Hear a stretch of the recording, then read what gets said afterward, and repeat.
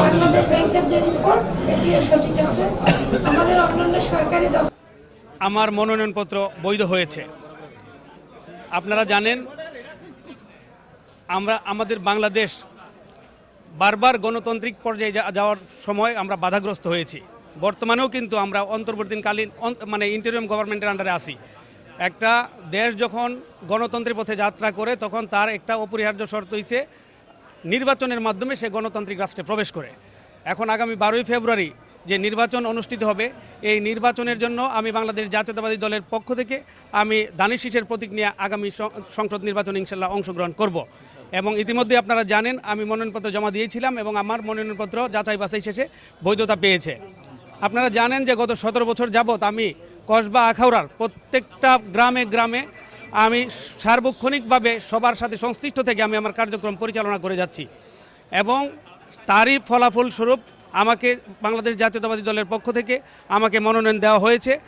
আমি বাংলাদেশ জাতীয়তাবাদী দলের ভারপ্রাপ্ত চেয়ারম্যান জননেতা তারেক রহমানের প্রতি কৃতজ্ঞতা প্রকাশ করছি এবং আমি অত্র অঞ্চলে আমার কার্যক্রম এমনভাবে বিস্তৃত করেছি, আমি বিশ্বাস করি আগামী দিনে ইনশাল্লাহ আমি বিপুল ভোটে জয়ী হয়ে সংসদে যেতে পারবো ইনশাল্লাহ।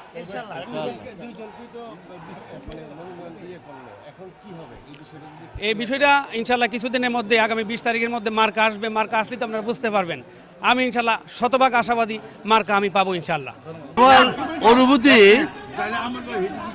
সবসময় ছিল যে আমি এলাকাবাসী যে আমার প্রতি সাড়া দেখিয়েছে, যে ভালোবাসা দেখিয়েছে, তার জন্য আমার অনুভূতি সবসময় ছিল জনগণের পাশে আমি থাকব এবং ইনশাল্লাহ এখন পাশে আছি। এটা দলগতভাবে চূড়ান্ত সিদ্ধান্ত হলো।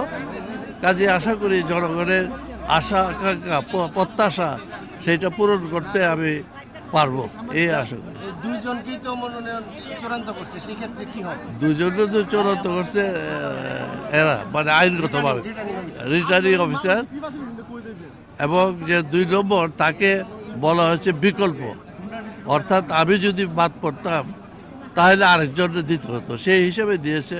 তারপরেও যদি মনে করে দল যে আমাকে বাদ দিয়ে ওনাকে দিবে, আমার কোনো আপত্তি নেই। আমার কি আপত্তি বলো? ইনশাল্লাহ।